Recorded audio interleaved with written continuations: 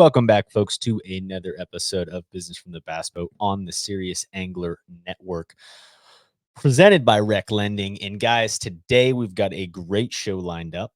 One that was kind of a last-minute deal. Main reason being, I am not fishing the Western Toyotas this year. And, of course, following all my buddies doing it, following all the events, of course, around kind of the country with what I do, and saw the results at Havasu. First of all, congrats to Mr. Roy Hawk. He is so dominant there and has done so well there for quite some time, and certainly is at home in the desert. So was sad that I did not make that event. Certainly love the desert, love Havasu, just the environment in general, the aspect of smallmouth and largemouth. And I think it's just a super fun place for anyone bucket list who hasn't spent time out west. It's just such a unique body of water to be on. So with that, the number of boats, 55 boats on Havasu, was a shock to me, right? And I think that was like, wow, that is a small number in a Toyota series. And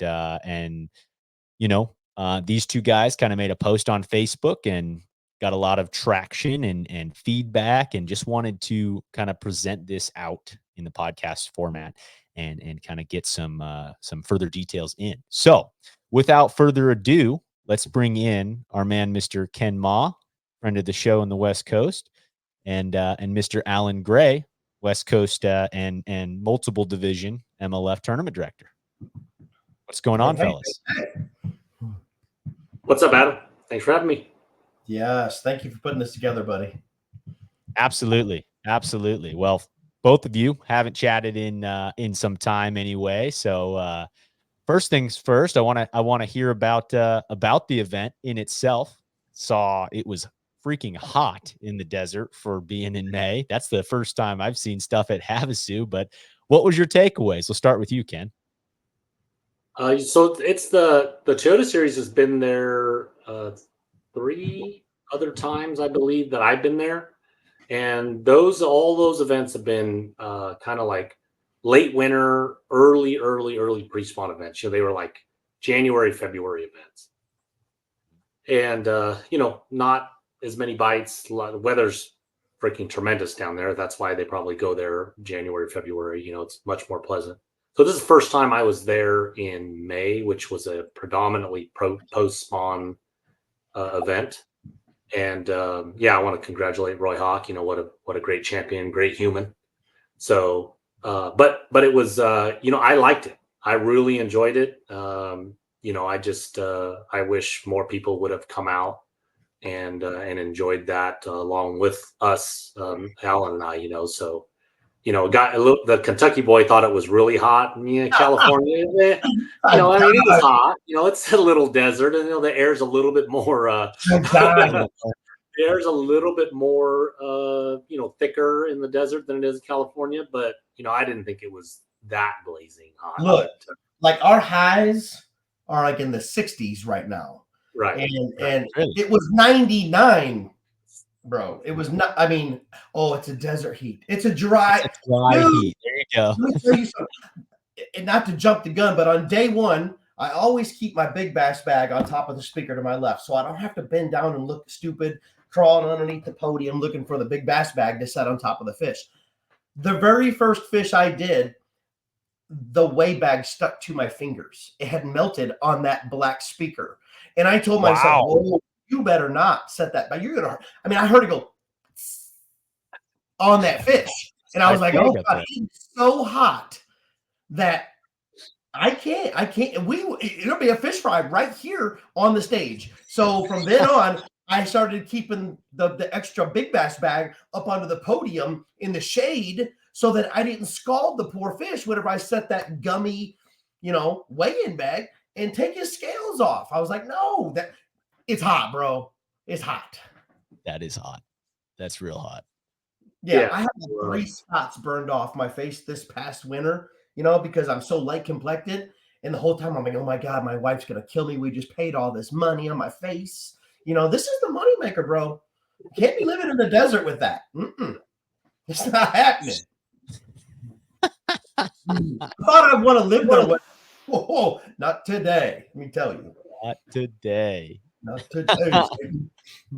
Well, Mr. Ken, I saw the comeback, man. I saw you struggled, and then had a fantastic end of the tournament. So, walk us through some of the fishing out there. Sounded like it was mostly post spawn. Talk a little bit about it. Some of those fish looked thin, man. I noticed some pictures where it's like, man, they are a lot of post-spawn. post-spawn fish, right? And I'm not one to make excuses. I had the bites on day one to do much better than I did, but you don't get credit for getting bites and hooking fish. You get credit for what you put in the boat and what you weigh in. So, but just to give people an overall, take of the fishery, there's shallow grass growing. There are a lot of cages that I believe it's the Arizona Department of Fish and Game or Wildlife, they plant these man-made cages, structures, and they're all over the lake. So a lot of people are running around fishing those types of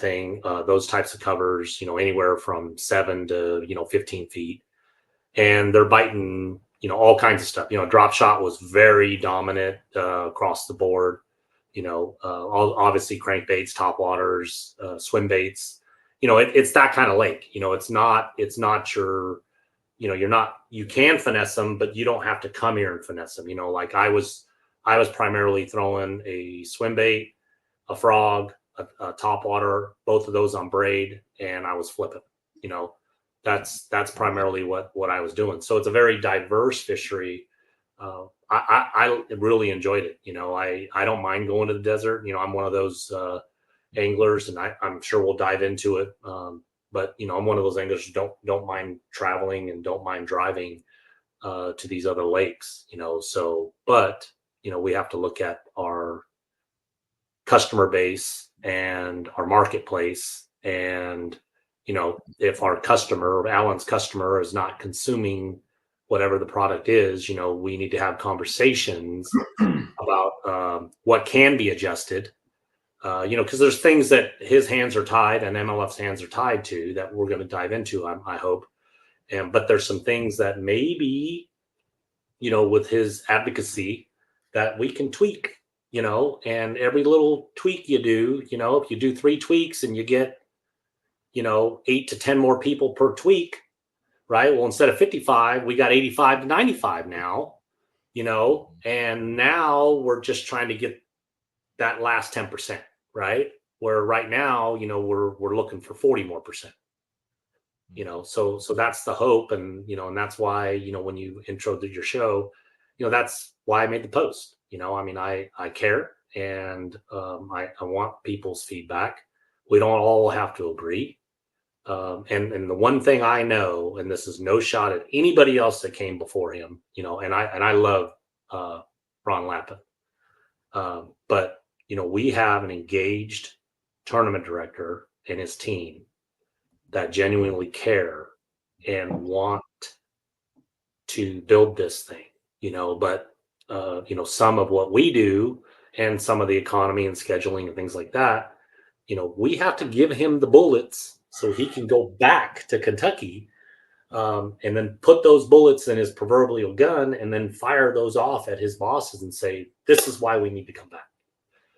So it does take a total team effort.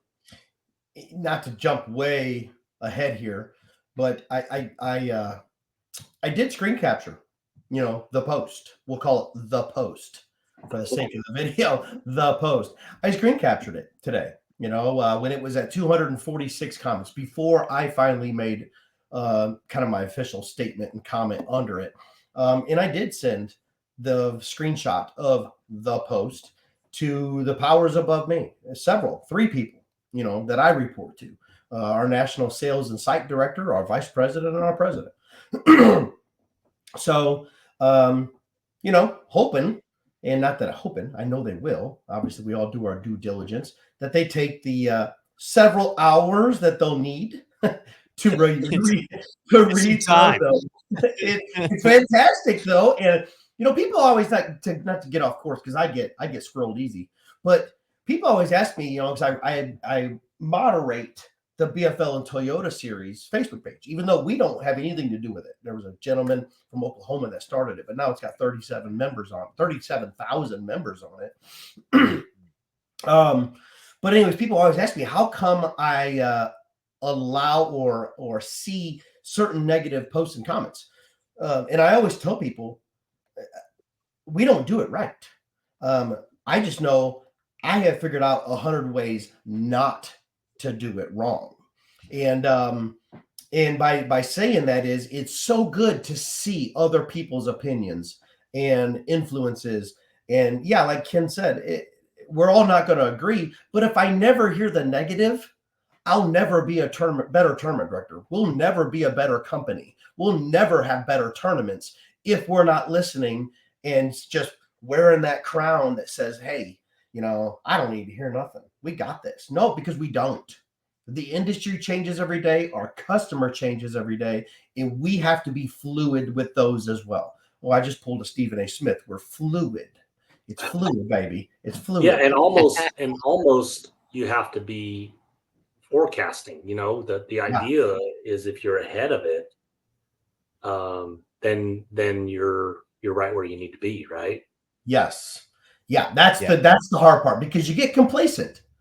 Let's be honest, 10 years ago, we were complacent with 150 boats, in the West, and we were complacent with side scan and sonar and GPS mapping. And next thing you know, 10 years down the road, our newest customers are 20 years old and 22, and they don't even know what it's like to be in a 150 boat Toyota Series in the Western Division, because, we didn't move with it, so right. Anyway, let's, squirrel. Yeah. I mean, I think, yeah, it's important to, both of you have been on this show before and are advocates for the West. And I think for me, it's important. Western bass fishing has so much history. It has so much story behind incredible fisheries and super cool environments. And that's why I think I haven't ever made the move back east or anything like that. I really like Western fisheries. I like the uniqueness of it. And it's just something special. And I think you both can attest to the culture side. So before I fished any Toyota Series out west, I also fished a lot of Toyota Series as a co-angler in other parts of the country. And for whatever reason, man, there is a culture. I don't know if it's because it's a smaller, tighter knit group of guys, but there is a culture out west that is undeniable, that you can just like feel at takeoff and talking to people. I don't know what it is, just my 2 cents with it. And I don't want to see that go away. And I hope that bringing awareness and listening to feedback and those types of things are not brought on deaf ears, and that we can advocate, right? Like that's what it's about. I think we all want to see that. And yeah, that's what I think today's show is about, is talking through maybe some of these different issues and seeing how we can try and grow some of that, because some of this stuff like isn't necessarily adjustable, right? Like we can't adjust gas prices. We can't adjust the economy. We can't do some of this stuff. It just is what it is. And I think that is something that, to start on from the feedback perspective that I saw a lot of was like, hey, costs, this and that. And it's like, yeah, that is a fact, and that is affecting everybody. And it affects people in California and on the West Coast more, because fuel prices are just naturally higher. That just, unfortunately, it is what it is. Yeah, I think to acknowledge, like for instance, acknowledging that and using you as a perfect example, right? I mean, you were top 10 AOI last year, and you made a move, a personal move, and you basically moved your family. And this year's that changes. You gotta focus on making your move and making sure your family's situated and all that stuff. And like you said, next year you're planning on being back in. So, that's going to be, and I think that happens, I like Alan can't control those personal things, unless he's just going to pass money out to people and pass time out, him and MLF can't control what happens with people's families and work and that kind of stuff, but it's acknowledged that it does exist. It is an issue, and it does impact the numbers of people who can participate. Yeah, 100%. Yeah, and you see it a lot of it. And I don't know if that's because of, not just you, Adam, but a lot this particular year. I don't know if it's because of, where we sit as an economy, in a country, regionally. I don't know, but I could count, I need both hands at just this last event at Havasu, how many guys I know that were in the process of making a life change of some type, be it, I hate to say it, but marriage, or just having a child or moving. I mean, literally a dozen guys that I normally see on the West were making a life change all at once. So I don't know if it's the year, or were we all flooded last year and all the rains and everybody decided to make babies or something? Boredom, or you'd think if it was 2021 during COVID shutdowns, but I get that. That would make sense. But, yeah. They're home more, for teleworking. I don't, but like a perfect example, like a longtime supporter, Blake Dyer. Yeah. Right? Delta champion, the whole bit. Like he had a baby. Yeah. Like you can't do anything about that. Yeah. Yeah. So Logan Hunsey buying a house last week. There's several. It could go on. Yeah, there's so many. Yeah, so many. Just life changes. Right. Like what you said, as a tournament director, at least, there's things way out of my control. Like you said, fuel prices and people's customers or anglers' life changes. Those do affect it. But what I can do is I can control the things that I can control. I'm going to be calling boat number 1 at 6:30 on the dot. I'm going to weigh him and pay him. I'm going to try to put the best schedule, that I can together for 2025. I can control those things. I can control, when and where we go. I can somewhat control, hopefully, some of this great feedback we've gotten from our anglers, on social media on the post, we can offer a product. And I said this in the meeting. Ken was there on Wednesday night. I think it was Wednesday. Yeah, Wednesday we had our in-person meeting at Anderson Toyota. It was fantastic. And I said, I can control the product that I bring to the table. 100%. The entire, from scheduling to the meetings, to takeoff, to the weigh-ins, to paychecks, to follow-ups, to social medias, I can control. And I can bring the best product I can possibly do to tournaments. And that's why I thank the guys for fishing with us. And I know there's a lot of tournament organizations. And the biggest thing I heard when I came out there was we need a tournament director that listens and cares. And we all know, not giving myself any of these, but I do. I love it.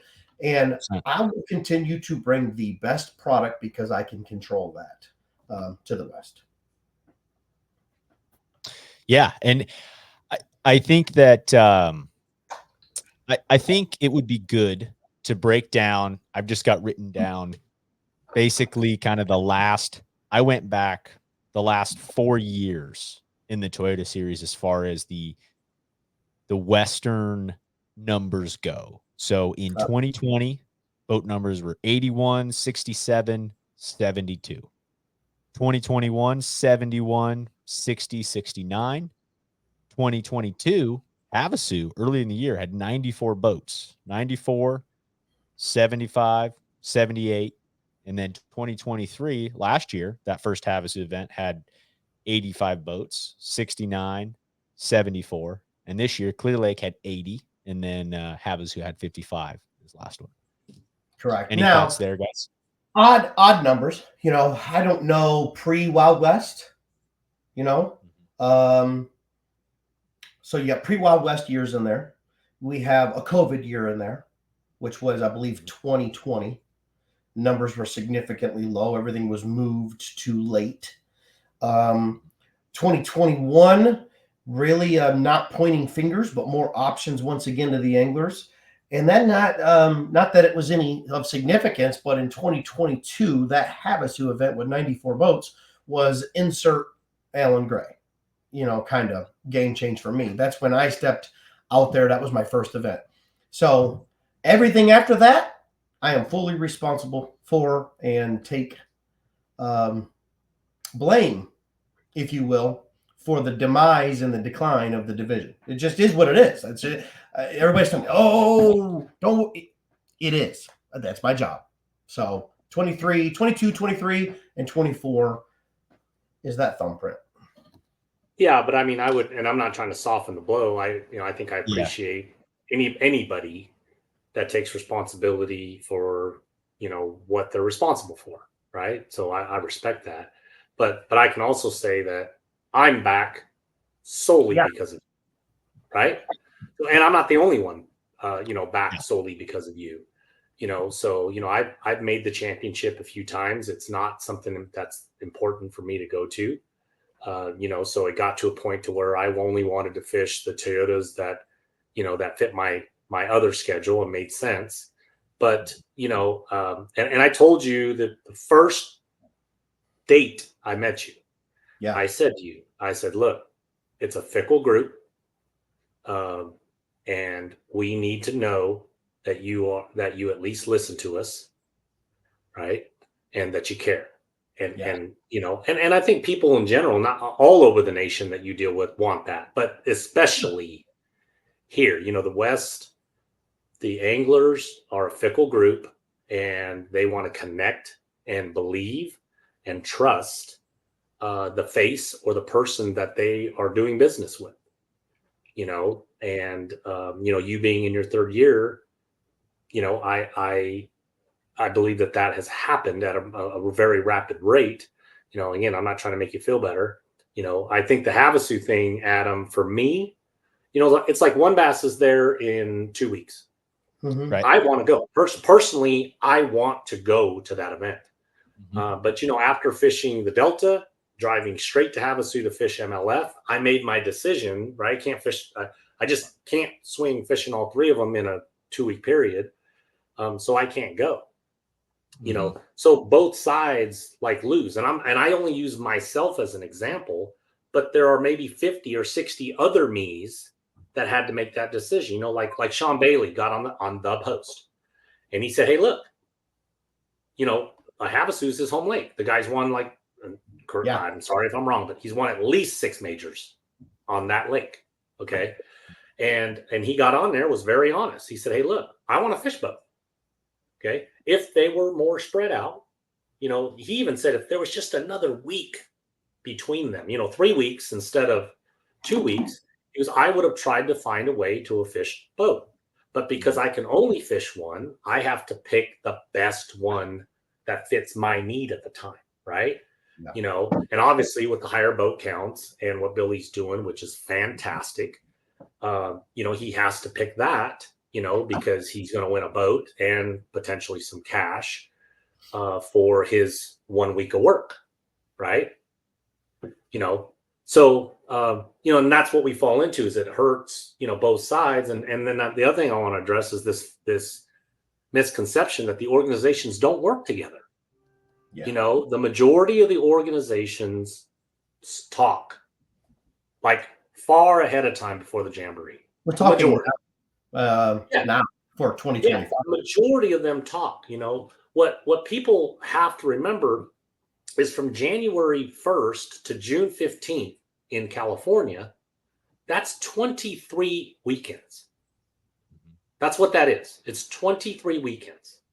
So if you have 4 one bass events and you have 3 MLF events, right? That's 7 events that have to fit inside of 23 weekends. But now you got to take out Mother's Day, right?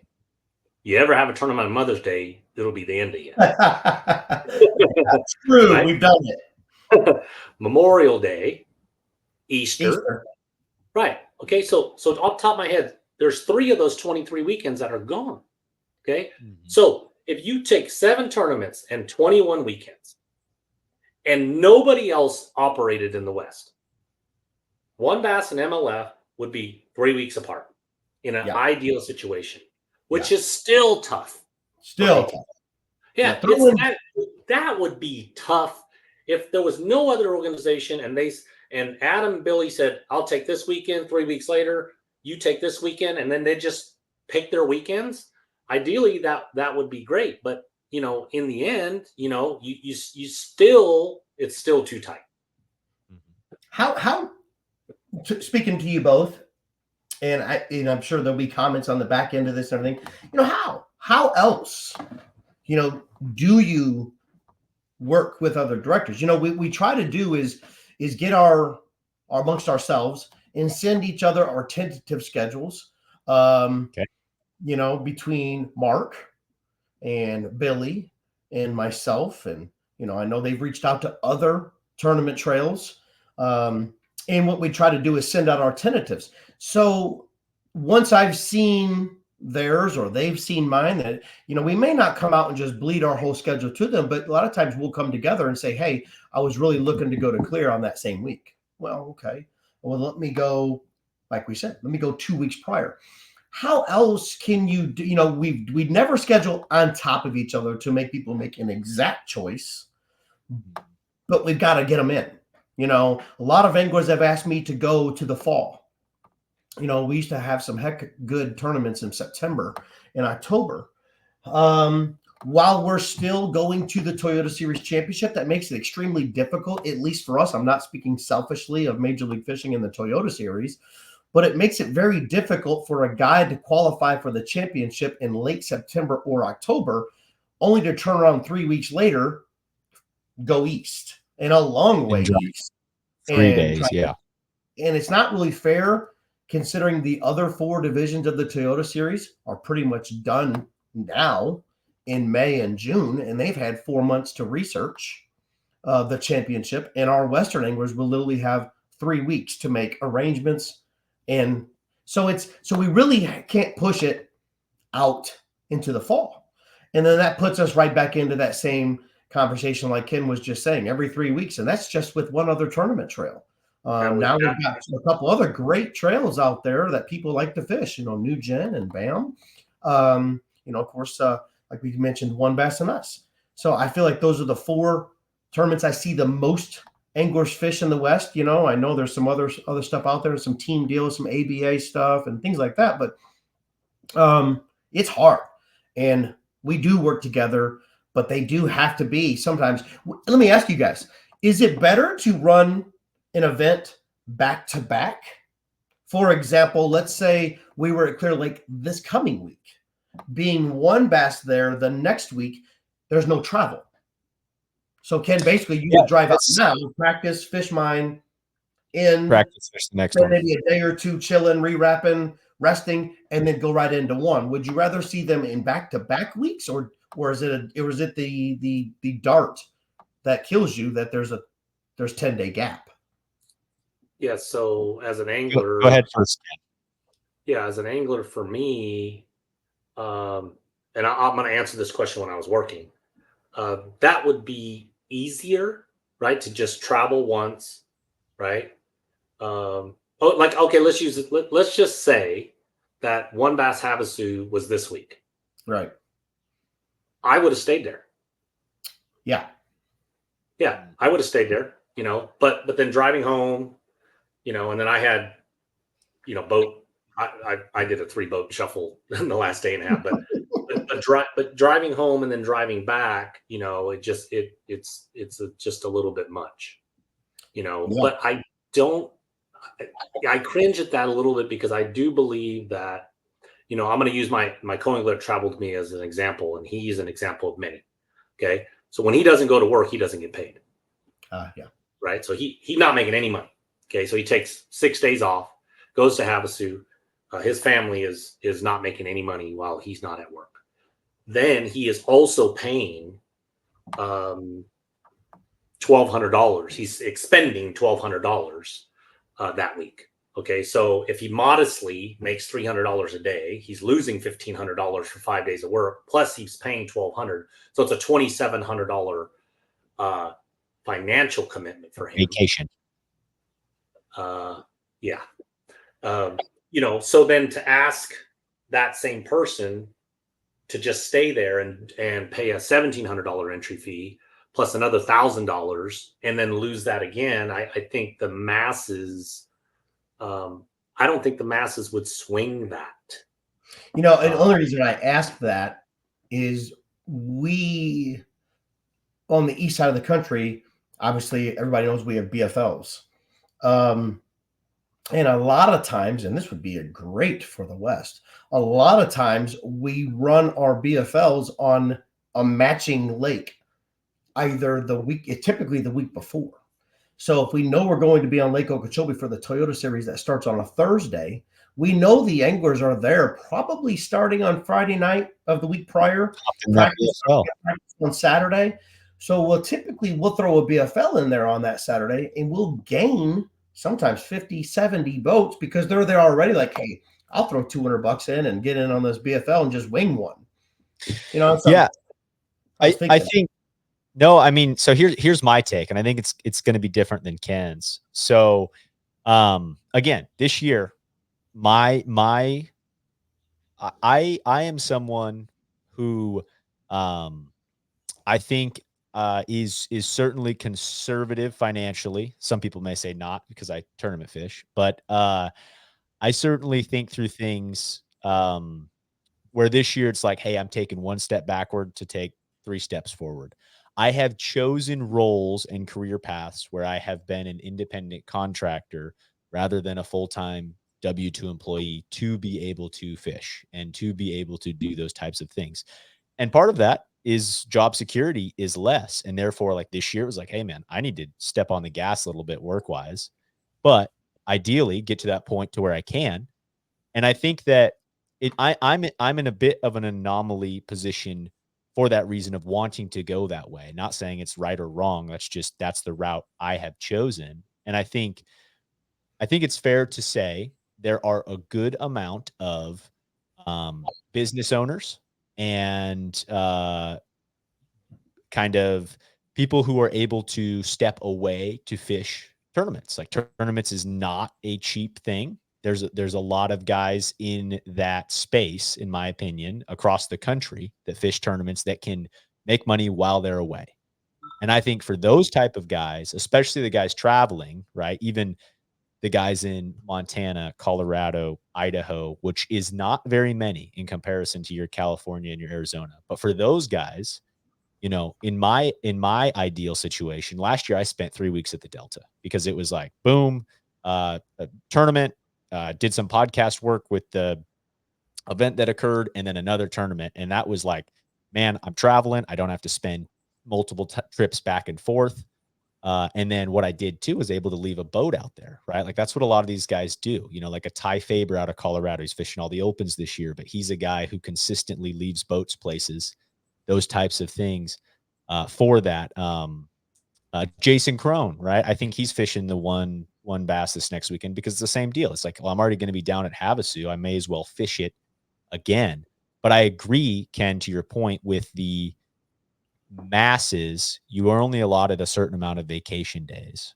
And that just is what it is. And so it's hard to stay to fish another event. But I think that like someone like myself, I would certainly, if it was back-to-back weekends, I would schedule and try and make that work because you're already there. You've spent the expense to get to the tournament. I'm trying to fish as many tournaments as I can when I'm on a body of water. Yeah, because to play devil's advocate, because this is what I do every day for a living. I play devil's advocate and we poke holes and stuff.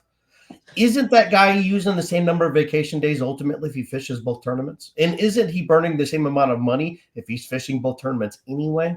Except now he's saving the one trip back and forth in between. Yeah, I mean, I think your BFL format, like if there were BFLs out here, and that's something I wanted to ask because we are one of the only divisions that don't have that quote feeder system. Mm-hmm. So if there were BFLs, and I don't know what it would take, I don't even know if you guys would expand the BFLs or bring those back out here. but it is a feeder system that, if you said, oh yeah, we're going to do a BFL, a 1 day kind of non-committal deal right before the Toyota, I would say, yeah, in that case, I would say, yeah, 100% think that would work. Your staff are already there. The trailer's already there. Everything's already there. So in that instance, I think it would work. But I think asking our anglers to take, let's say, 2 weeks off for one travel, right? So it's a little bit more time off because you have two events 2 weeks apart or 1 week apart. And when you count practice, yeah, the expense is the same. I get all that. But then when you count the time away from work, the time away from family, loss work revenue for some people, depending on what sector they work in, I think that's asking for a lot more than just them showing up 1 day early to fish a BFL. Yeah, I agree. Like I said, just poking holes. Because like we had said, some people, if they're not working, they're not getting paid. So now you're asking a guy to go 3 weeks without a paycheck, basically, because he's there 4 or 5 days pre-fishing. He fishes a Toyota, then he stays over the next week and fishes one. And, you're looking at almost 3 weeks being gone from home, even though from a cost efficiency, it may be a little bit better because you don't have the back and forth trip. But I know me, I'm a blessed man, and thank God my wife makes more money than me. But I couldn't go if I was living by my own work. I couldn't. 3 weeks would kill me, financially, if I didn't get a paycheck for 3 weeks. Thank God I'm salary, regardless. But nonetheless, if someone that is a contracted plumber, owns his own business, a painter, they ain't painting walls, they ain't getting paid, and now we're asking them to be gone from home for 3 weeks. So thank you. Yeah, perfect example. So hey, Adam, I don't know. I want to dive in, and I want to. Oh, sorry, I don't even know if we've covered anything. No. There were some tremendous, well thought out comments and feedbacks on the post, as Alan calls it, and I kind of want to throw these things at Alan because I think the listeners want to know, what is his commitment level for next year? What does MLF think they can do? What does Alan think? And I'll throw these out and you can keep us on track. The co-prize boat on the post was a very common deal. One of the top ones. Yeah, that was one of the top ones. I don't want to pay $1,700, and I'm sorry, I don't know the exact. What's the co-angler pay, Alan? $550. Okay, $550. So that's a third, more than a third less entry fee, right? And because we have less than 115 boats, because at a 116 it evens out. Right. So anytime we have less than 115 or less boats, the co-value at the end of the tournament is going to be higher than the pro value, right? So one of the ongoing things is and I don't know if you can answer this right now, but I want to throw this out there. Is there was discussion last year? Is there a way that the cash from the pros goes to the co's, the boat goes to the pro until it hits that 115 mark, and then it goes back? Yeah,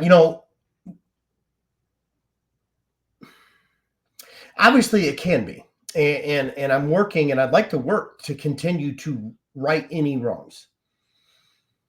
But my thought process comes around to this. So you're winning a boat, co-angler or pro. It doesn't matter at this point. In this particular point, it won't matter. You're winning a boat that has a retail value of $33,500. Ken, back last year when we were working, not we, but me, was working with anglers and talking with anglers, would they rather have the boat if we had 100 less than 15 boats, or would they rather have what we're paying now for, what the payouts are now? So we used, I believe, Todd Klein when he won Havasu last year. I believe we said we had 86 boats. Last year, Todd Klein earned, I want to say, his check without Mercury was $25,500. It was somewhere in there. I believe that's what he won at Havasu last year.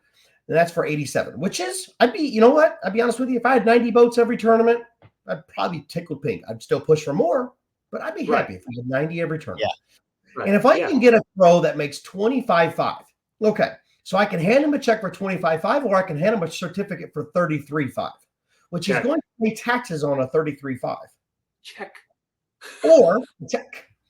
Or yeah, you called me, had this same conversation, and it's like, or yeah, would he want the cash value of that check of 25.5, or was he wanting to try to sell that 33.5 certificate in right now's market? Is probably not real easy to do.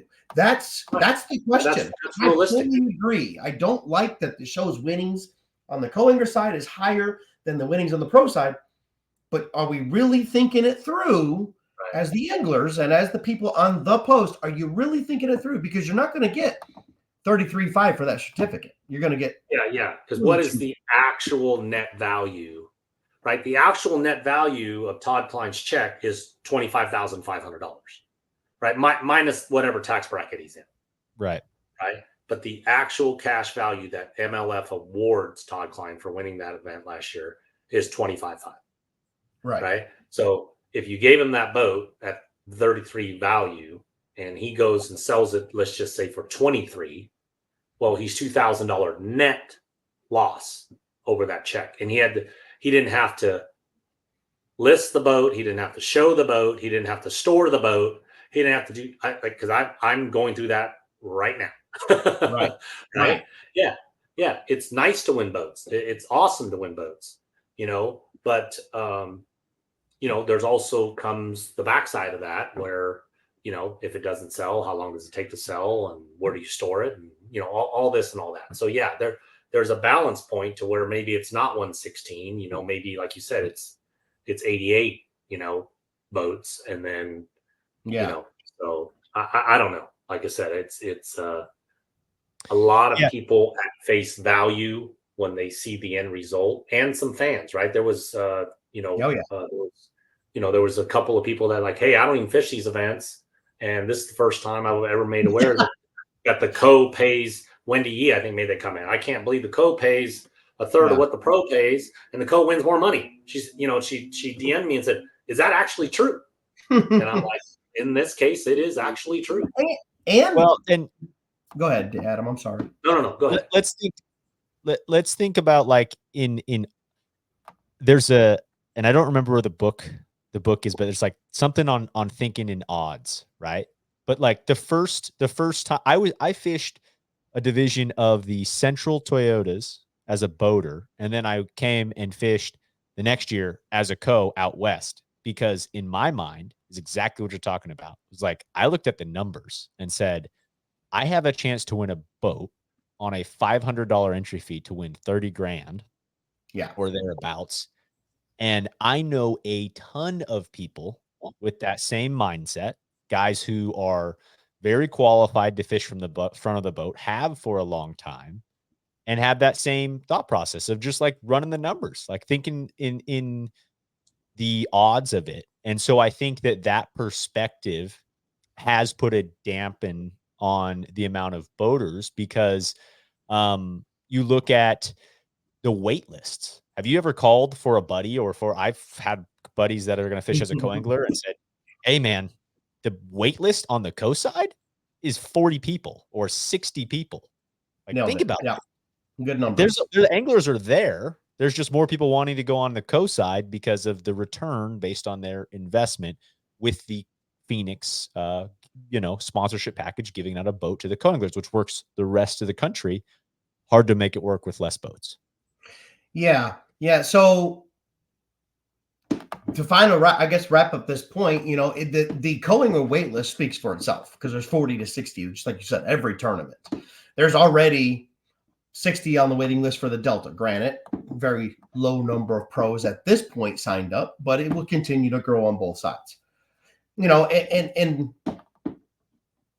know we all look at first place, and I'm only trying to justify what we currently have. Now, I'm not saying it's right. I'm just saying, look at second place. Compare second place to second place, third place to third place.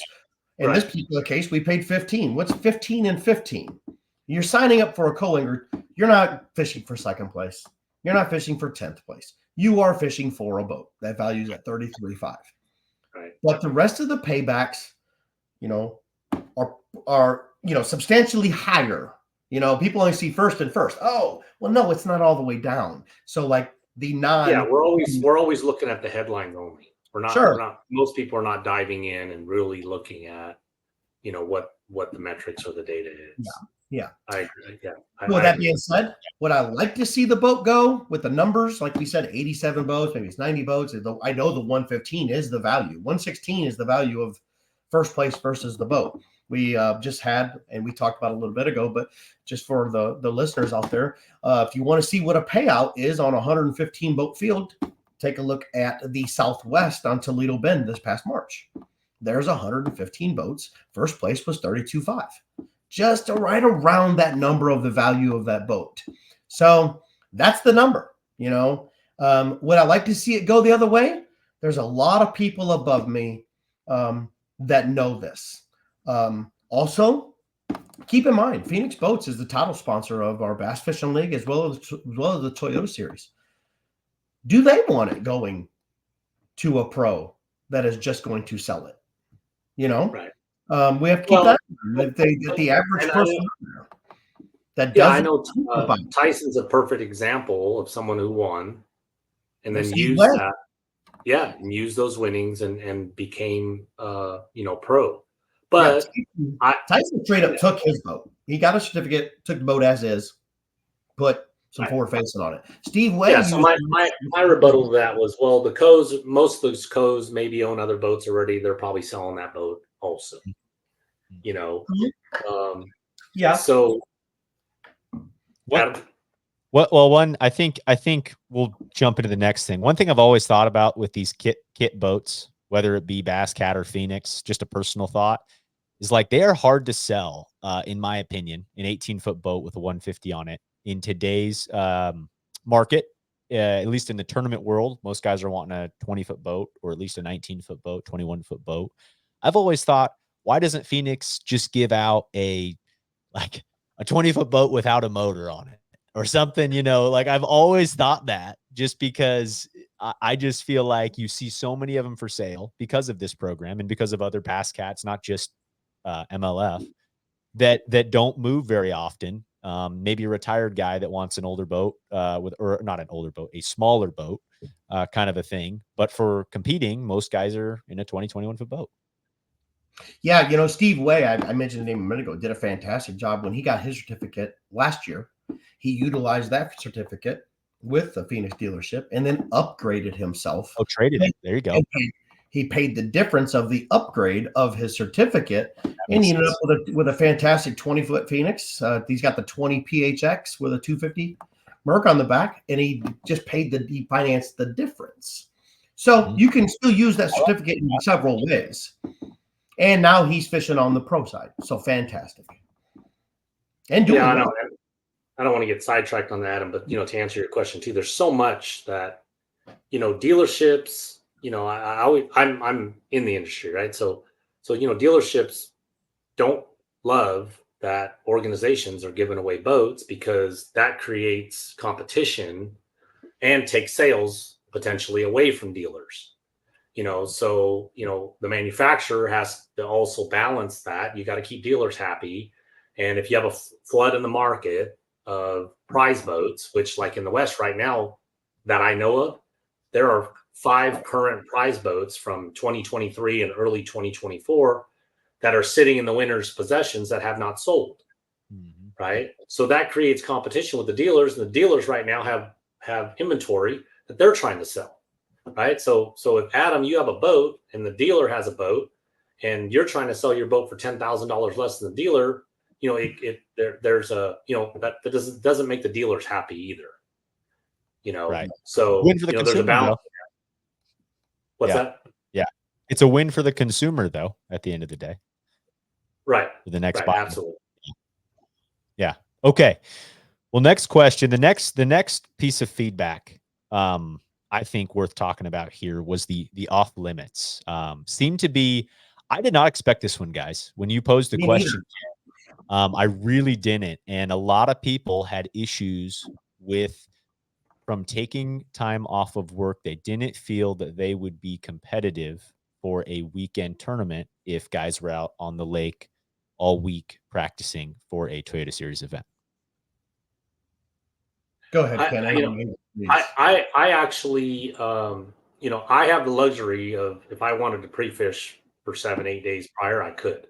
I don't, because I think that ends up hurting my decisions. You get too locked in, et cetera, et cetera. Okay. But to address that thing, using Wild West Bass Show as an example, they had a 10-day off limits.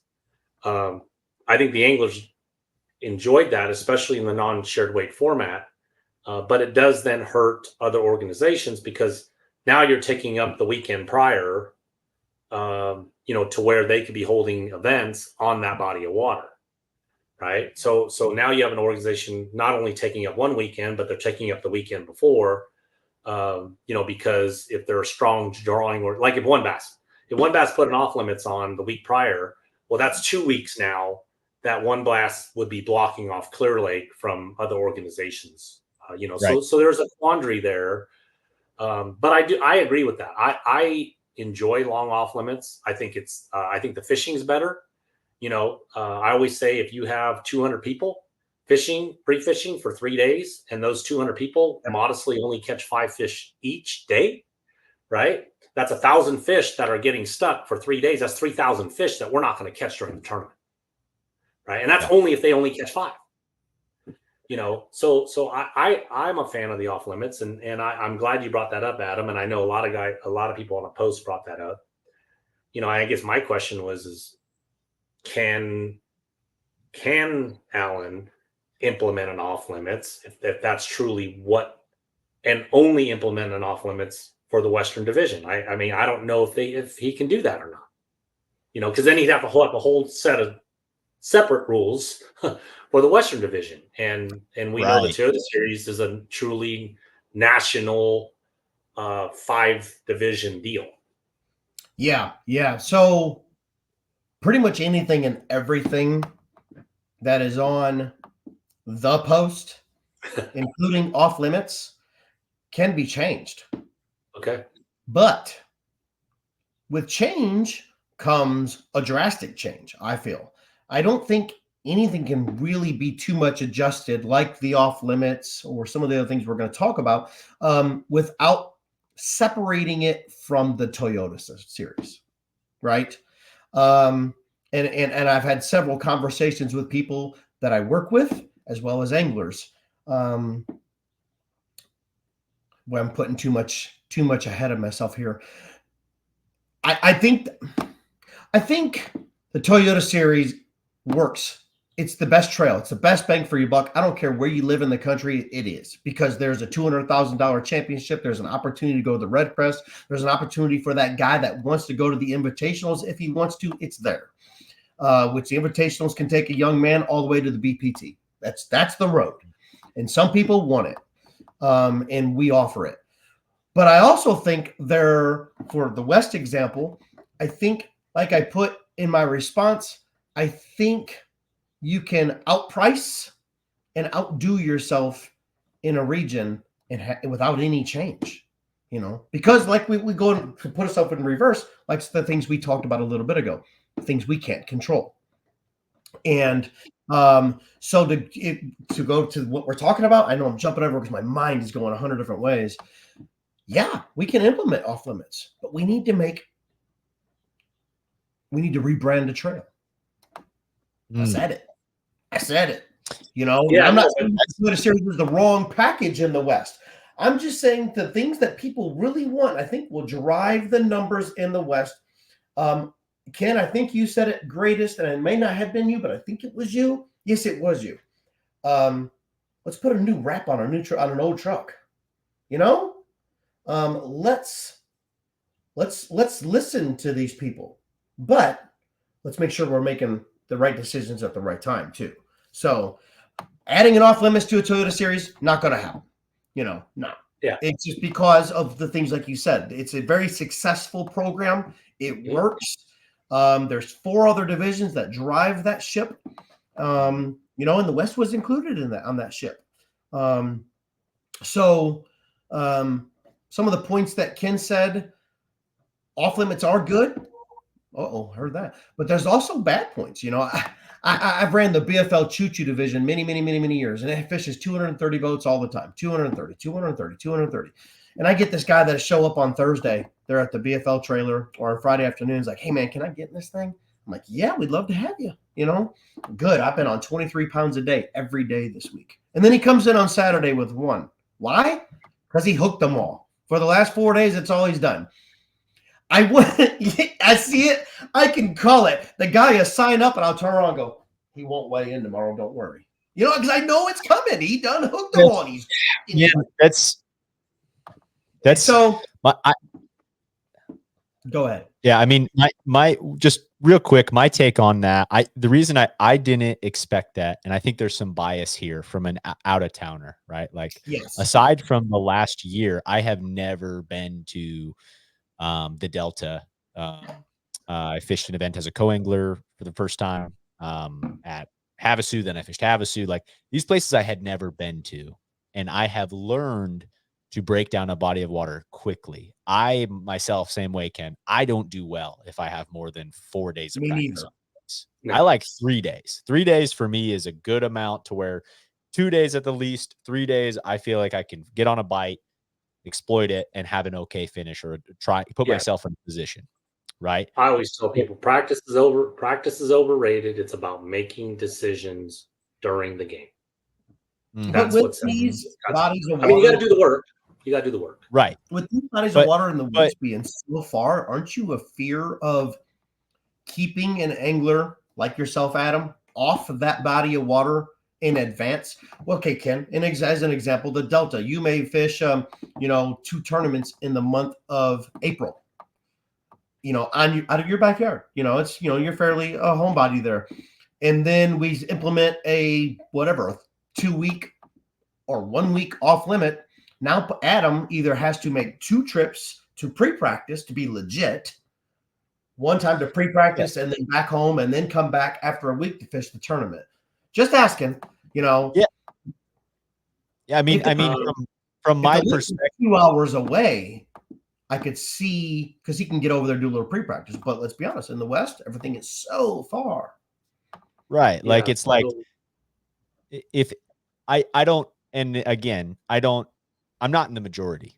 The majority of guys that fish the Western Toyota Series live in California. So I think that's of importance to realize, is that this is coming from a outside of that perspective. But it puts me in the thought process of, hey, if it's a guy that has spent a ton of time on the Delta and that kind of a thing, I feel like I can be competitive if I have a couple of days of practice to get on a bite that's happening now, versus not necessarily, in my opinion, if I'm a guy who had never been there. It's very intimidating to go into that and be like, I don't even know of historical areas, right? Because I haven't been here. I haven't found a bite that is happening. And maybe that's overplayed, but maybe it's a day of practice. Maybe there's a balance there where there's something. I think the other thing to think about too is guides, right? Like, what if it's a guide on a lake and he's off limits from doing his job from a guiding perspective, or something like that? That's fast. That's awesome. Yeah. Yeah. And I want to answer Alan's questions. I think the actual opposite happens. I think that when you are asking people to travel, whatever distance they got to travel, and I'll say this, like, you don't, most people, I don't want to go to Havasu. I mean, I do. I'm a bad example, but most people don't want to go to Havasu. And Roy Hawk, Justin Kerr, and Sean Bailey have been on there 10 days straight. Yeah. Right. You're, and it's not about, as a competitor, I feel like personally, I feel like I can beat everybody. Right. You always go in, like I always say, don't enter a competition if you don't feel like you're not going to win. Right. Yeah. Okay. But I think that when you have an open off limits, like I feel pressure in the MLF as opposed to when I was fishing Wild West Bass Trail. I feel pressure of getting to the lake as soon as possible. I feel that pressure of, so then now I feel like, oh, well, if I'm not working 3 days, Justin and Roy are out working me. Yeah. Right. So I feel that pressure to go there. And I think other anglers feel that pressure.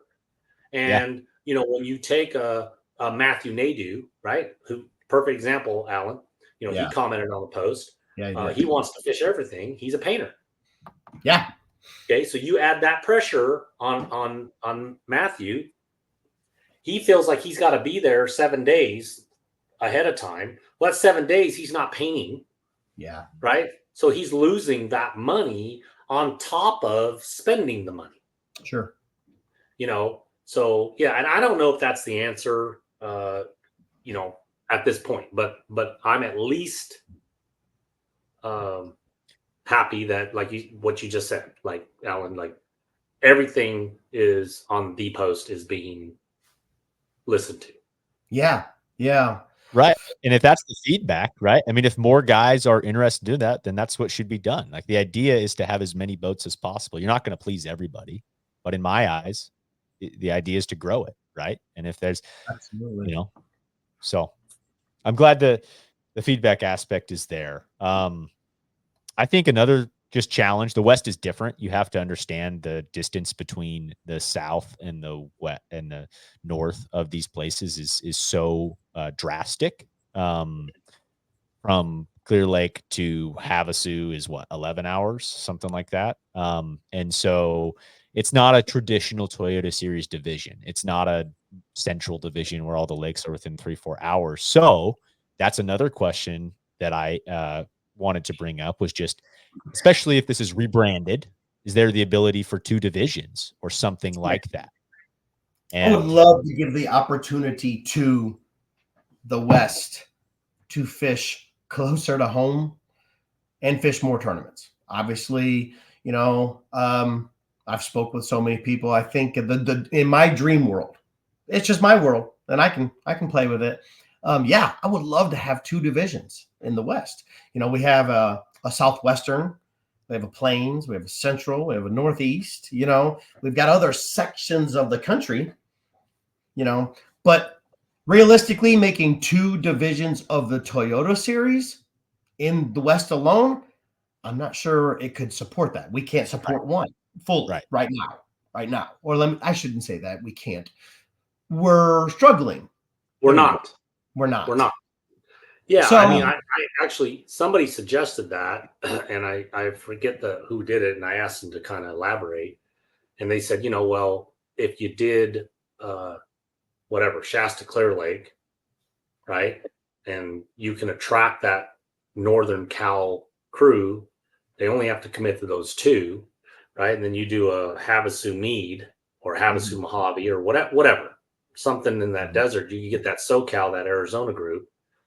And then you had made a comment on your response was, you take the top 15 or top 10 from each of those divisions, they have a fish off. But yeah, that actually, I was like, man, that doesn't sound too bad. But you're running 3 tournaments now. Now we're asking you to run 5 tournaments. Your expenses just increased by 40%. Your expenses, Alan. Yeah. Right? Yeah. Right. Because then you're not running 3 anymore. You're running 2. So now you have 40% more expenses. I don't think you can sell that to your boss.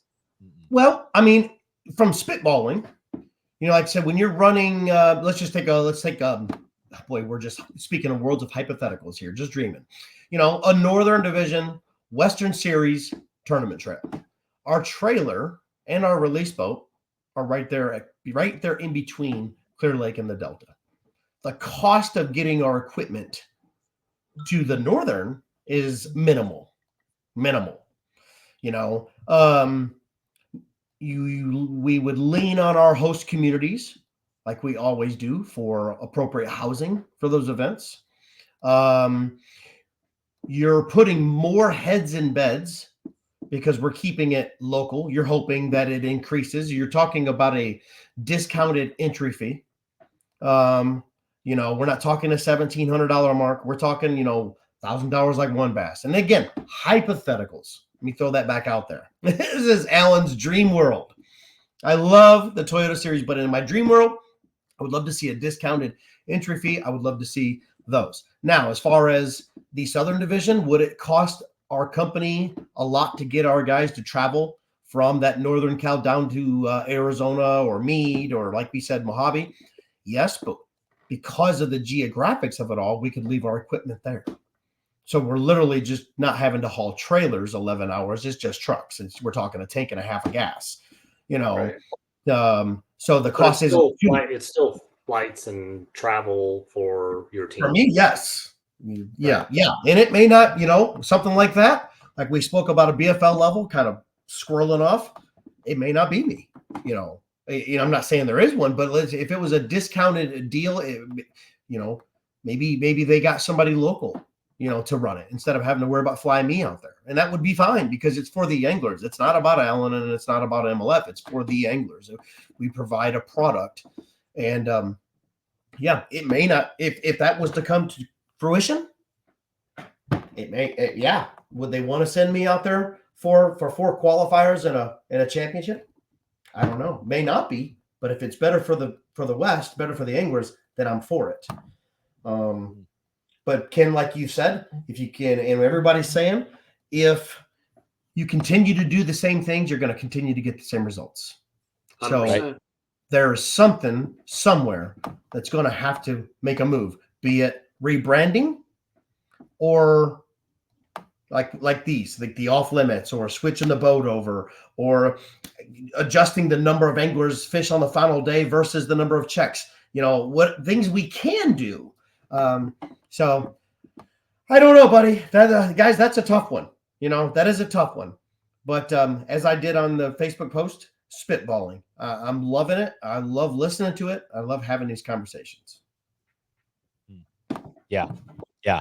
Was there anything else, guys, on the post as far as feedback goes? I had kind of 5 points written down: prize boat, off limits, schedule, the 2 divisions. Was there anything else that we're missing here from feedback? And this was talked about. This last thing, I think, but this was talked about. But then, Rick Grover came and made a follow-up post about the championship. And I've talked to Alan about this 2 years ago. For 22-ish years or more since MLF, FLW MLF has been operating out here, the closest championship we've ever had was the East-West Fish Off in Texas. Right. The other 21 years, it has been east of the Mississippi. I think the fair thing to do is to move that championship around.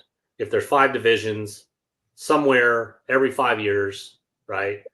There's so many logistics that go onto that community and things like that. I understand that part, but I think the anglers would want to see something close to the west.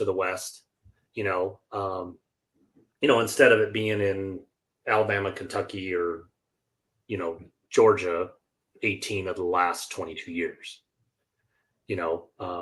That I think takes a lot more people above Allen's pay grade to make those decisions and then also take those risks, right? That's right. There's risk there. You can't just roll the ball out and say, okay, well, this is working. We're drawing in 3 divisions. We're drawing 220 to 275 boats. Next year we're going to throw it on Meade. Okay. Well, the Western Division goes up. The Western Division goes up 20 boats, but those other 3 divisions go from 250 to 150. That's not a good move to the organization. That's an L. Yeah. Not good business, right? No, not good business. So, so to just roll that out there, but Rick makes a great point, and we've talked about this, and maybe if it doesn't, obviously 25, you probably already know where you all are going. But maybe at least if there's an idea or movement in that direction, it could motivate people, right? And I'm definitely one of those people, right? I've qualified for it before because of other things closer to home that I can fish for a better ROI. I choose to not go back, to the Toyota Championship. And everybody makes that decision based on their own individual situation. So much to be said on all that, because I agree. I'd love to see it float around. A little Toyota Series Championship plug to Ken, to you. Just making sure buddy. You only got to beat 24 cats for 10 grand. It's a tournament within a tournament. You're kind of in two of them. You're fishing for $235,000 or up to, and a $10,000 dare. And if you win Angler of the Year this year, I'll give you another $10,000 while you're there. Anyways, last year was at Table Rock. About as close as it's ever been. And I talked to a lot of guys back then, and it's so, we are a fickle group, tournament fishermen and anglers, because I promise you, when our guys are there and I'm shaking hands and kissing babies and hugging on them and loving on them, they're like, dude, this is the best thing I've ever been to. I am fishing next year, and you got me. Other side. That right there, that MLF logo, I'm your guy. But then 6 months passes, and it's like, oh, I think I'll fish New Gen. I'll fish with New Gen this year. You know what I mean? That fire leaves. But it's an amazing event. And I told guys last year, you better fish it this year, because it's obviously not going to go much further west than Table Rock, the Ozarks area. And I was really hoping to see a Grand Lake, because it's only like an hour difference from Grand Lake to Table Rock. It's really not that much different, but it was still a huge haul for you guys to come out there. Well, Adam, you have fished Toyota Series as a co-angler in, I believe, the Plains division. I know you've done Lake of the Ozarks. So yeah, on the boater and the coast side. Travel down there. But granted, you get a head start where you're at now, at least. Well, yeah, I mean, and no, I totally, I think I agree with all the points around that. It's just a tough deal, right? Like the championship, and I would be lying if I said it deterred me somewhat to fishing the Toyotas out west this year, because the championship was in Alabama as opposed to Table Rock, right? And it's like, maybe that shouldn't matter, but it I get more fired up to go fish. It does. Absolutely does. Yeah. I think, but it does, so the industry is based on location. I don't care if it's your qualifiers or if it's your BFL regionals. Our regionals and our BFLs drive the numbers to our weekend angler. Our Toyota Series schedules dictate the numbers, and our championship definitely dictates. If I had it out of Rocky Point in the middle of Indiana, nobody would fish the Toyota Series, because nobody can catch a fish on the river out of Rocky Point somewhere in Indiana. But if we go to Gunnersville or Table Rock, or I could see it. I don't even know what body of water it could go much further west than Grand or Eufaula, Oklahoma, and Tulsa. Pierre, South Dakota, Lake Oahe, but like Ken said, it is. I used to run the walleye tour. I was a walleye tour director for 2 years, and I've been to Oahe twice. It's full of them, full of smallmouth, full of walleye. But anyways, it's a business. Like Ken said, you're not going to cripple the other 4 divisions that are striving to selfishly, there's no leverage, right? Accommodate a struggling division. And that's, would the numbers increase? Absolutely. We might even hit 150, but you're going to lose 30,000 entries as a whole for the season, or 3,000 entries for the rest. For the rest of the country. It would decimate the Toyota Series. So we need, once again, I would love to see a rebranding to where we had a West Coast Championship, a North versus South, for the guys, for the anglers, for the people. Yeah, I think with an opportunity to go from there. Yeah, we don't know what that looks like, obviously, but I think that that you're thinking that we can't keep rolling the same thing out. That's what we can't do. Right. So, Well, what I think one quick I guess kind of wrapping things up here. We've gone on with a lot of this different feedback, and I know you guys probably are like, hey, I got things to do. So one thing, quick question, Alan, just from an aspect of the powers to be. Yeah.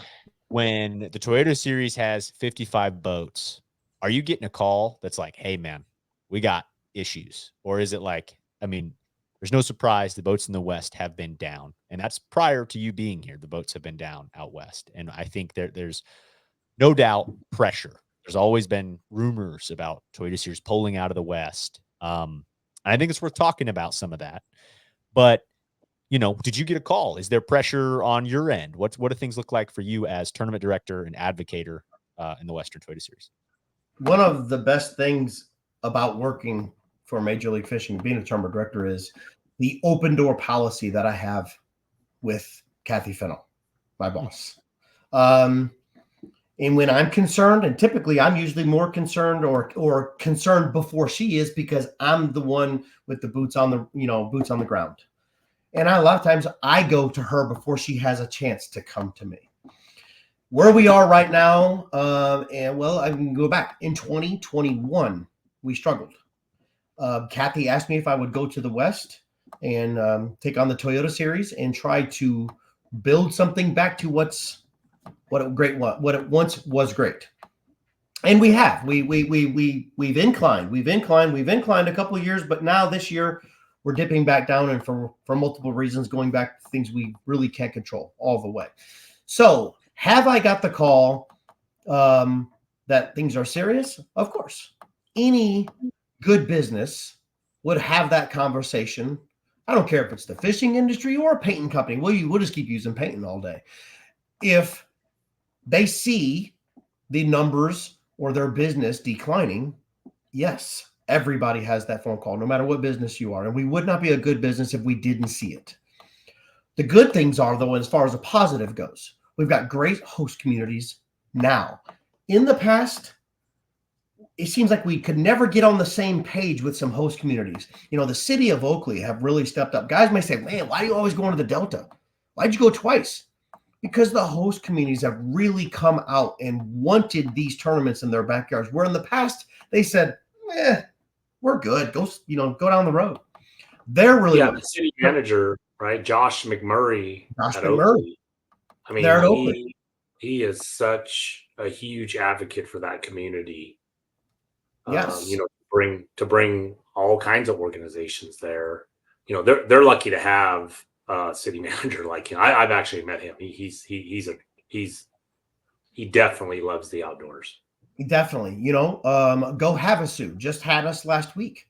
In the past, they were like, we want you to come here, but you can kick rocks as far as any other help or anything like that, because we've got so much going on already.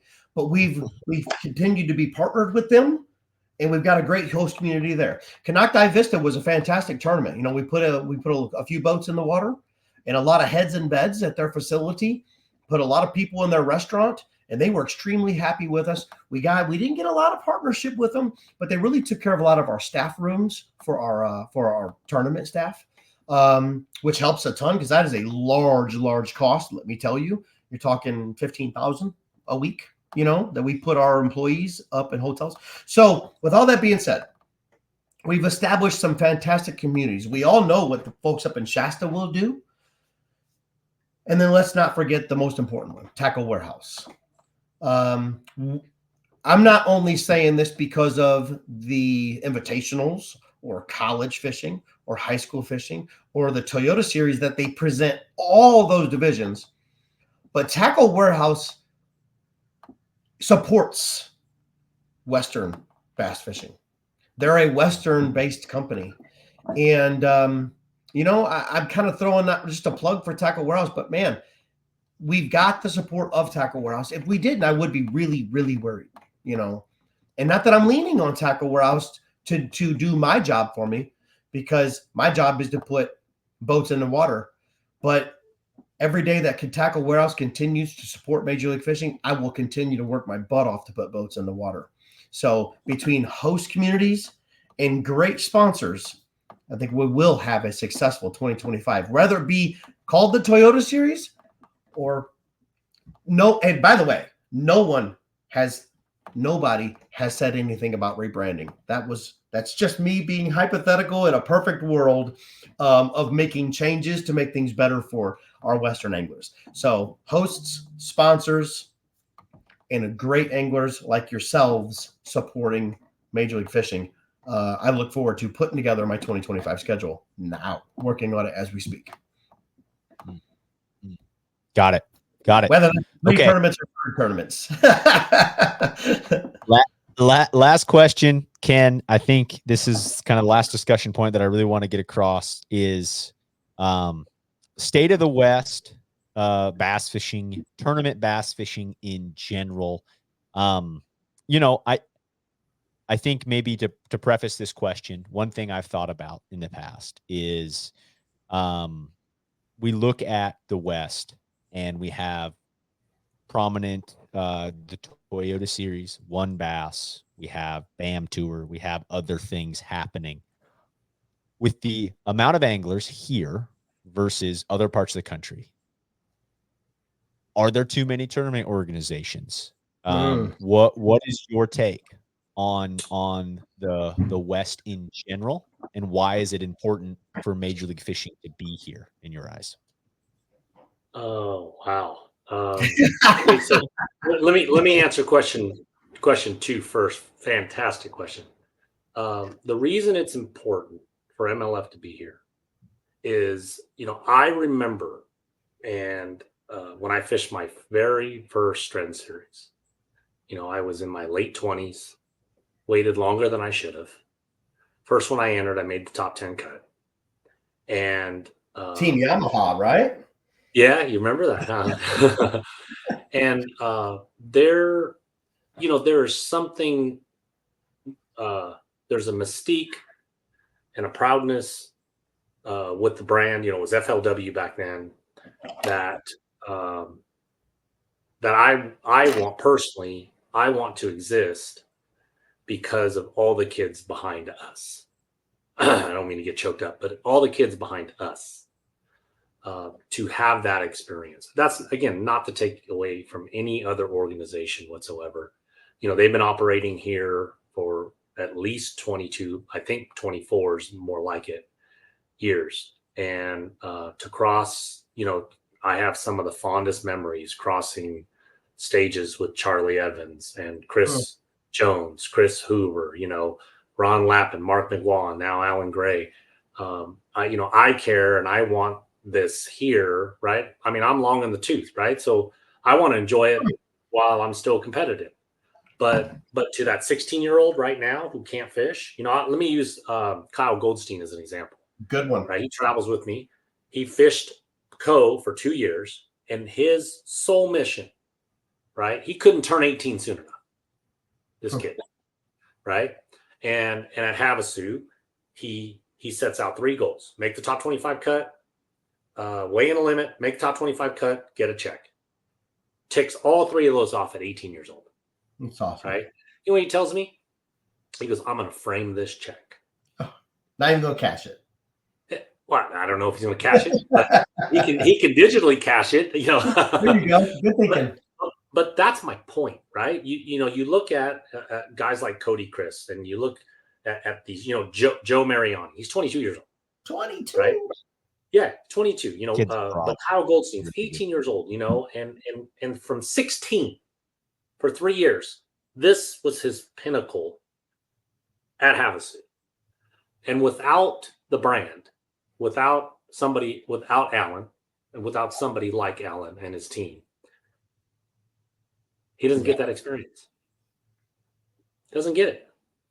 And he doesn't get it because the people before him didn't take care of it. Yeah. Right. So, so that's why it's important to me. The state of the current industry, and I'll make it quick. I know we're going long. Something, the demise of Wild West Bass Trail, that hurt our industry. Right. And I said it in a post last year, that some people, everybody thinks all these people were going to flood certain organizations. But I also said in that post that I made that, well, there's some people that are simply just going to stop fishing. Yeah. Because the fabric of the trust was broken. Not broken by MLF and Allen, but it was broken by a different organization. The game. So that has hurt it, and that needs to be acknowledged. I also looking back, when I showed up at Anderson Toyota and I heard the boat count, I was in disbelief. I was like, no, you're pulling my leg. I had to go talk to Sal and be like, hey, is that our number? I thought we were going to get 75, 80, no problem at Havasu. That's the typical number, 94, 86, the last 2 years. Yeah, not even work for it. So I do believe that Alan and Billy Egan, they need to get on the phone. Yeah. And because I really believe, among other things, but I really believe, Adam, that having such a successful Clear Lake event, 177 boats for one bass, having a very successful Clear Lake event, and then exactly 2 weeks later, almost to the day, we have a MLF at Havasu, which is exactly 2 weeks prior to the one bass Havasu event. When you have $3,700 in entry fees in a 4-week period from the two major organizations, that's just the entry fees is asking for a lot. Yes. From our anglers, so I think that for 25, it's going to be critical, that those two organizations stay as far apart and leave as much gap as possible when scheduling those events. And I look back and I really think that you take a guy like Sean Bailey. You said, well, I wanted to fish both of them. So if there was a little bit of more gap, so MLF gets Sean Bailey, but then one bass also gets Ken Ma, right? So they both win, right? Because then Sean doesn't have to pick one over the other, and Ken doesn't have to pick one over the other, right? So if there's enough gap there, right? So then Billy's count, I think he posted he's got 107. Well, then if let's say he ends up with 107, because that's what we know it is today. Well, he has 108 because I show up, right? And then we have 56 because Sean shows up.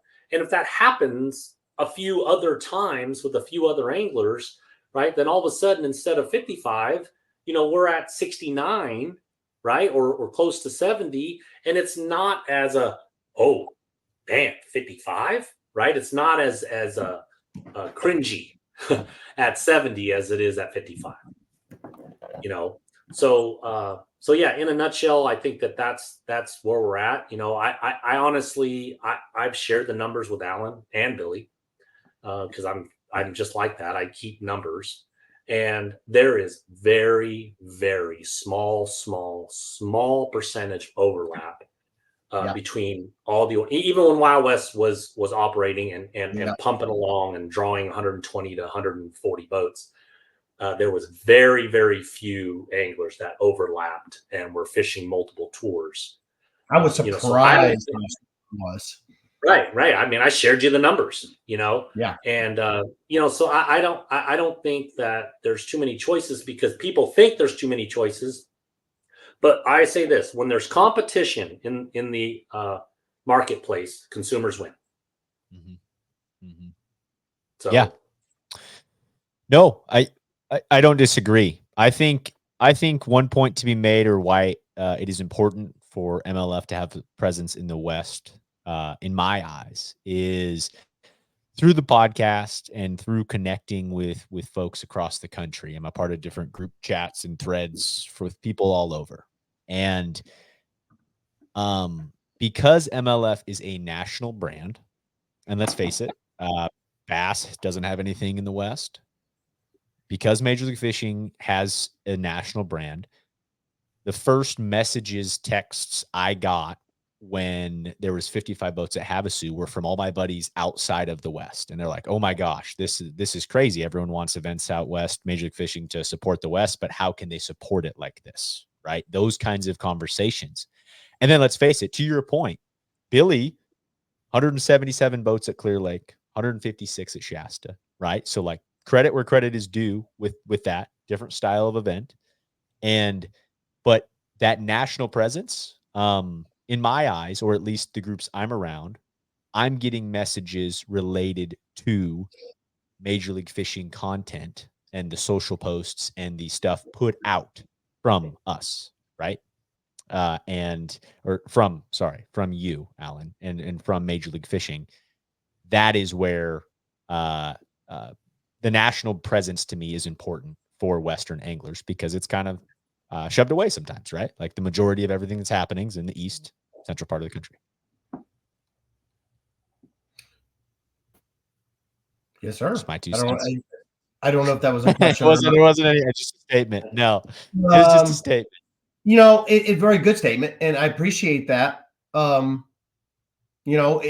do, like, we're going back with scheduling and having so many options.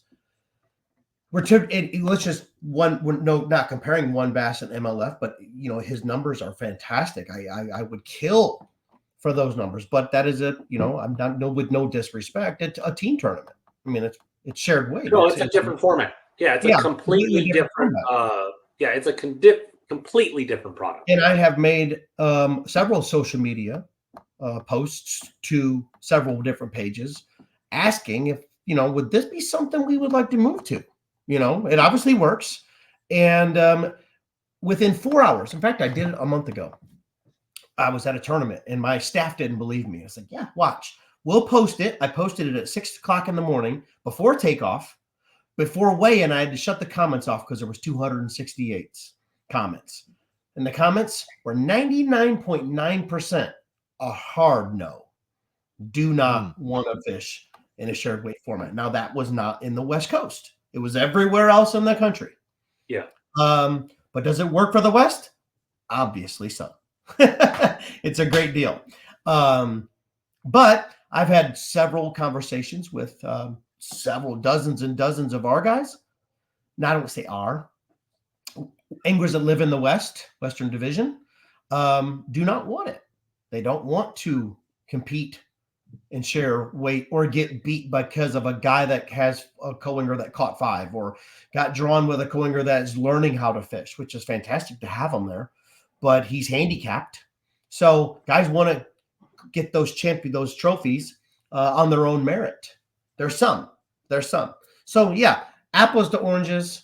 I get it. 2 different programs, 2 different games, but I just would love to increase. And like you said, you got messages from people outside the West. I get people all the time. We need this in the West, and we do, but they don't fish. They choose. It's a choice.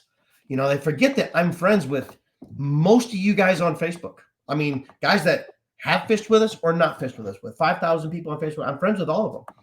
I see that you fished great. Good for you. At one bass last weekend, or New Gin the weekend before that, or went skiing the weekend before that. But then when I called to ask you, hey, dude, are you going to be signing up? Oh, man, this economy's got me. And I get it. It's hard, but it's a choice. Yeah. So this is my one time where I'm always the nice guy, but I'm being honest. It's a choice. Do you want to buy a home? Which you did. Congrats. But I see what you do on the weekends. That's awesome. Spend time with your family. Do things with your friends, with your wives and your kids. Do it, please, because my opinion is family first. Fishing is way down the line. Work, family first, then our jobs, and then fishing. But it is a choice, because don't get me wrong, the same guys that will tell me they can't afford to do it are signed up for one bass in 2 weeks. They fished one bass 2 weeks ago, and they fished New Gen also, and they fished a club tournament. And they went, whatever. It's a choice. And sometimes I got to just stand up and say, hey, guys, we need this. And it's not those rumors, but I'm just keeping it real. One day it won't. And then we'll say, well, what happened? Why did they leave? Because everybody chose not to. Yeah. There you go. All right. Any final thoughts, Ken, Alan? That was a great statement, and appreciate the honesty there, man. I think that's something that I've always respected about you, is the honesty and positivity in situations. And you're like, hey, man, it is what it is. I keeps it real. Keeps it real. I keeps it real. No, the last thing I want to do is plug the last event of the season. Yeah. It's on the Delta, June 5th, 6th, and 7th. Those are the actual dates. You can go on MajorLeagueFishing.com, Toyota Series, Pro, Co, whatever it is. If nothing else, and you've always wanted to fish one, I'm not being negative here, but this one is here. This one is happening. Nothing is promised in 25, although we have a tournament director that is planning for and will do everything he can for 25. So if you've ever wanted to cross the Major League Fishing stage with one of the best tournament directors that the West has ever seen, this is your chance. I'm not going to say it's your last chance. Right. No, please. But I will say this. It is your last chance in 2024. That a boy. To do that. So if you've ever dreamed about having that experience, let's get people out. I know that the Delta can be an intimidating place for people, but please consider. You got a whole month almost to the day. Yep. To cut back a couple of dinners and maybe not make that one trip, like Alan was saying. Save a little bit of money, and and come out to the event and get a taste of it, and just give Alan and his team an opportunity to earn your business in 2025. Just try it one time. I promise you, the man that you meet, the man that I met in 2022, right? Was it 2022? 22. Yep. I met him one time, and he has earned my business every single event since then. So, and he will do the same for you. I promise you. I'll get you hooked. Yeah, I can attest. I can certainly attest. And I'm going to do everything in my power, month out. Things are looking good for me to make the Delta event. And we miss you, buddy. I'm telling you, the preacher. I ain't got to yell that yet. The preacher. Adam Deakin, right? I haven't got to do it. I was thinking about that at Havasu. I was like, man, I miss the preacher. The preacher. We need him. Yes. Yes. Well, miss you too, man. Seriously, in all the tournaments, different series I fished, I mean this wholeheartedly. No one gets you more jacked up than Mr. Alan Gray. See, it's a blast. The positivity, absolute jacked up on Red Bull in the morning, because if you're not awake and Alan starts talking at that blast off, you'll be awake. Someone said on that post or one of the posts, like, I need Alan standing next to my coffee maker in the mornings. 100%. Like 3 o'clock in the afternoon when you're getting a little tired, you need an Alan alarm. Yeah. Guys, thank you so much for having me. And speaking from the heart, and let's just pray for all of our anglers, the entire industry. Say a prayer for them, because I don't care if you're fishing the Bass Opens or the Toyota Series or the Elite Series or the Bass Pro Tour. It is a fishing family first. So, and it's a tough spot to be in. I don't care where you're at in the country right now. So just pray for the game, period. Totally. No doubt. Great sentiment. All right, guys. Appreciate your time. I know we ran pretty long there. Really appreciate it. And I think it was a great show. We'll see you later. Anytime.